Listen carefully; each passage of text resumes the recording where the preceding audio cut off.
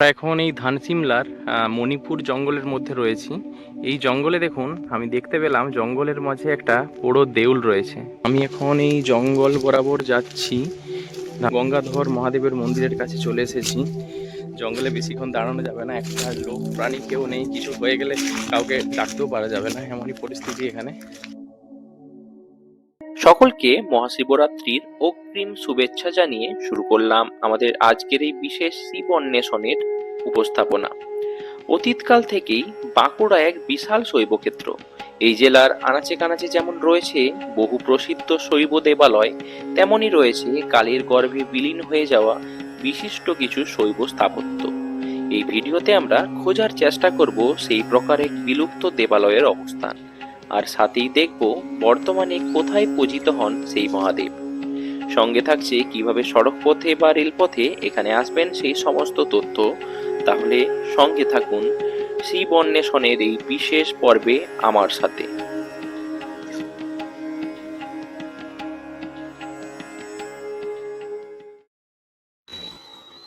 আজ আমরা যে গন্তব্যে গতিমান সেখানে পৌঁছানোর জন্য সড়ক পথে বাঁকুড়া বর্ধমান স্টেট হাইওয়ে ধরে বাঁকুড়ার সোনামুখী শহর থেকে 8 কিলোমিটার দূরে চলে আসতে হবে ধানসিমলার বাস স্ট্যান্ডে।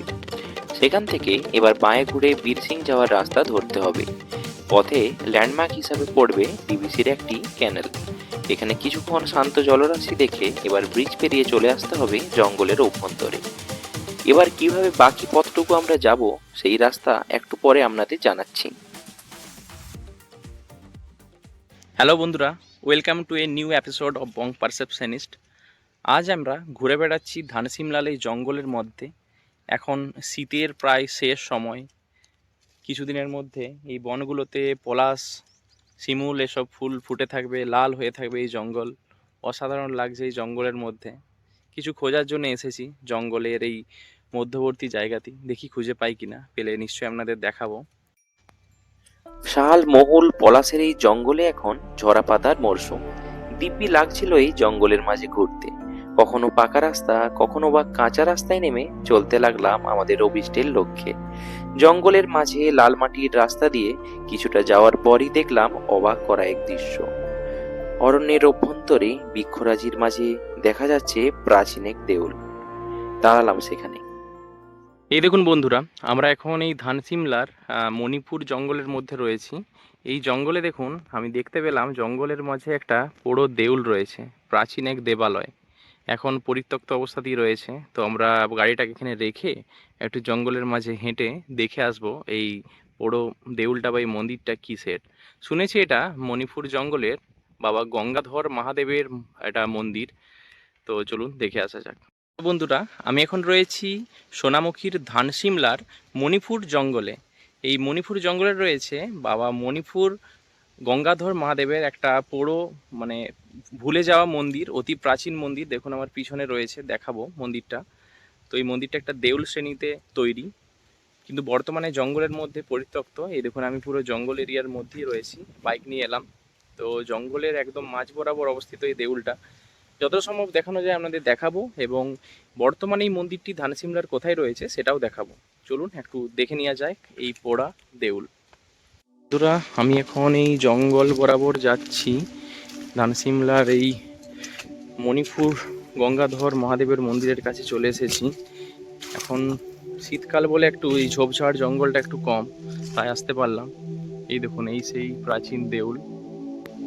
এখনো এর এই উড়িয়া রীতিতে তৈরি দেউল রীতি বর্তমান রয়েছে। মাকড়া পাথরের তৈরি, দেখি বুঝতে পারা যাচ্ছে। দেউলটি পরিত্যক্ত অবস্থায় রয়েছে, বর্তমানে গাছপালা গজিয়েছে চারিপাশে।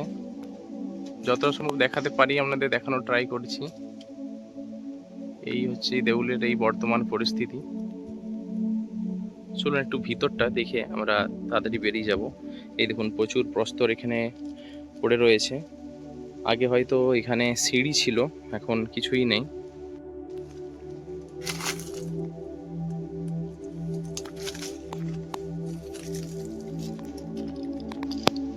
এই দেখুন দেবালয়ের শেষ অংশটুকু রয়েছে, কিছুই বর্তমান নেই।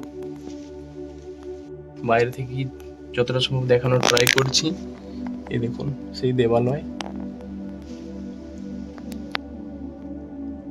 প্রাচীন দেবালয়। পেছনে এই ধরনের একটা পড়ে থাকা পরিত্যক্ত জমি রয়েছে। দেখুন এখানে লাল মাটির এটা জঙ্গল, হয়তো জলাভূমি থাকে অন্য সময়, এখন এরকম। তো জানি না এই দেউলটা কেন বানানো হয়েছিল পুরনো যুগে, এখন দেখুন কিভাবে পরিত্যক্ত অবস্থায় পড়ে রয়েছে, না কেউ আছে দেখার, না কেউ সংরক্ষণ করার। তো এত প্রাচীন একটা দেউল এইভাবে পড়ে রয়েছে। মন্দিরটি স্থাপনকাল বা নির্মাণকারীর নাম সঠিকভাবে জানা যায়নি, তবে মান্যতা আছে বিষ্ণুপুরের বৈষ্ণব ধর্ম প্রবর্তনের আগে অর্থাৎ 1600 সালের পূর্বেই সম্ভবত কোনো মল্ল রাজা দ্বারা এই মন্দিরটি প্রতিষ্ঠা করা হয়। তবে এই প্রাচীন মন্দিরটি গঠনগত দিক দিয়ে একটি রেখ দেউল। মন্দিরের শীর্ষের বৃহৎ আমলক শিলাটি চারিপাশে উত্তল, যা প্রমাণ করে এটি কলিঙ্গ রীতিতে তৈরি একটি দেউল। মন্দিরের গর্ভগৃহে শিবলিঙ্গের অবস্থানের জায়গা এবং মন্দির চূড়ার চারপাশে 4টি উড়ন্ত সিংহ বা কীর্তিমুখ শৈব মন্দিরের বৈশিষ্ট্য প্রমাণ করে, অর্থাৎ অতীতকাল থেকে এই মন্দিরটি একটি শৈব দেবালয়। এই একরত্ন শৈলীর দেউলটা এখানে পড়ে রয়েছে জঙ্গলের মাঝে, একদম দেখুন জঙ্গলের মাঝ বরাবর অবস্থিত। কোনো ঘরবাড়ি, কোনো বসতি আশেপাশে কোথাও নেই, জঙ্গলের মধ্যে এই প্রাচীন দেউল কিভাবে তৈরি হলো বা কেনই বা এখানে বানানো হয়েছিল সেসব কিছুই হয়তো আমরা জানতে পারবো না, শুধু আমরা দেখতে পারবো এই দেউলটা কিভাবে এখনো দাঁড়িয়ে রয়েছে এই জঙ্গলের মাঝে। তো আপনারাও যদি দেখতে চান তাহলে ধানসিমরা রেল স্টেশন চলে আসতে পারেন, সেখান থেকে অটো করে এই বীরসিং যাওয়ার যে রাস্তাটা, সেই রাস্তার বরাবর একটা মেঠো রাস্তায় নেমে যাবেন, সেই রাস্তাতে নেমে এখান থেকে পায়ে হেঁটে একটু চলে আসতে হবে এই দেউলের কাছাকাছি। তো এই হচ্ছে আমাদের সেই প্রাচীন।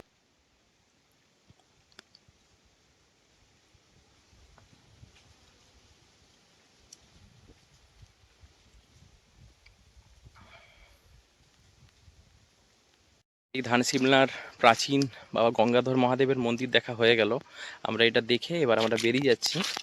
আমার বাইকটা একটু ওই বাইরে রাখা আছে, তো এবার আমরা এই দেউল দেখে এবার যাব নতুন যে মন্দিরটা ধানসিমলার একটু বসতি অঞ্চলে করা হয়েছে সেটা দেখতে যাব।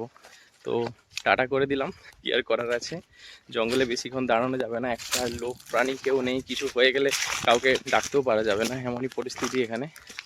তো জঙ্গলের এই মাঝের এই দেউল দেখলাম, জঙ্গলের প্রকৃতি দেখলাম, কিছুদিনের মধ্যে হয়তো এই জঙ্গলের শাল পলাশের বন লাল ফুলে সেজে উঠবে, তখন আরও বেশি ভালো লাগবে দেখতে এই জঙ্গলটাকে। আপনারা আসতে পারেন উইকেন্ড ট্রিপ হিসাবে ধানসিমলা থেকে। তো বাবা গঙ্গাধর মহাদেবের মন্দির রেখে এবার আমরা বেরিয়ে যাব। এই রাস্তাটা ধানসিমলা থেকে আসছে, এই রাস্তা বরাবর আপনাদের আসতে হবে।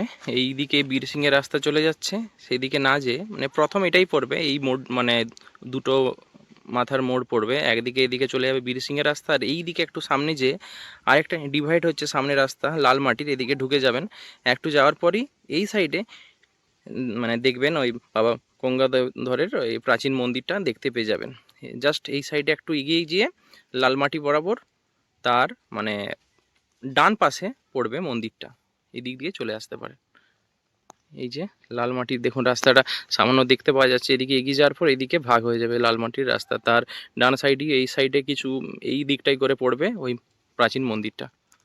এখন রয়েছি ধানসিমলার এই নতুন গঙ্গাধর মহাদেব শিবজির এই মন্দিরটাতে। মন্দিরে অপূর্ব কারুকার্য রয়েছে, মন্দিরের 4টি দেওয়াল জুড়ে। চলুন মন্দিরটা একটু দেখায়। মন্দিরের সামনে আটচালাও রয়েছে।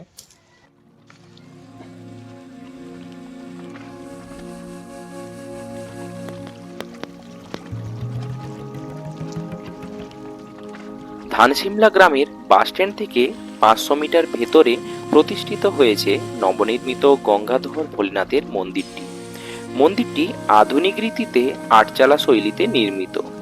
মন্দিরের দেওয়ালগুলিতে সৃষ্টি হয়েছে 3D টেরাকোটা শৈলীতে মহাদেবের বেশ কিছু প্রতিকৃতি। মন্দিরের চালাসহ সামনের নাট মন্দিরটি উজ্জ্বল বর্ণময় রঙে সজ্জিত। চলুন এবার গর্ভগৃহে দর্শন করে আসা যাক।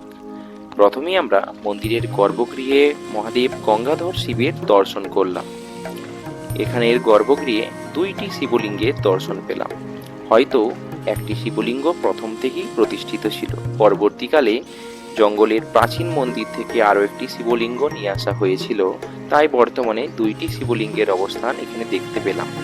যাই হয়ে থাকুক না কেন, এবার আমরা শিবজিকে প্রণাম জানিয়ে মন্দিরটি প্রদক্ষিণ করে দেখতে লাগলাম। প্রথমেই বাঁ দেওয়ালের প্যানেল দেখলাম। সতীর দেহত্যাগ ও অন্নপূর্ণা দেবীর কাহিনীর কিছু দৃশ্যপট। এরপর পিছনের দেওয়ালে দেখলাম ত্রিদেবের অবস্থান। সর্বশেষ ডান পাশের দেওয়ালে দেখলাম শিব এবং শক্তির সম্পূর্ণ পরিবারের দৃশ্য। এছাড়াও সম্মুখের দরজা এবং চূড়ার চারপাশে কারুকার্য আমাদের বেশ ভালো লেগেছিল।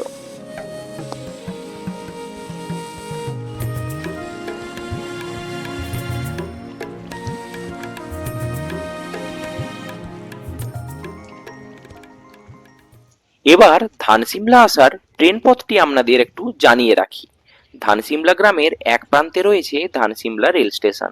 এটি বাঁকুড়া মশাগ্রাম বিডিআর রেলপথের অন্তর্বর্তী একটা রেল স্টেশন। সারাদিনে হাওড়া থেকে একটি এবং মশাগ্রাম থেকে মোট 5টি ট্রেন চলাচল করে। সুবিধা বুঝে অনায়াসে ট্রেন যোগেও আপনারা বাঁকুড়া, হাওড়া বা মশাগ্রাম থেকে একদিনে ধানসিমলা ঘুরে যেতে পারেন।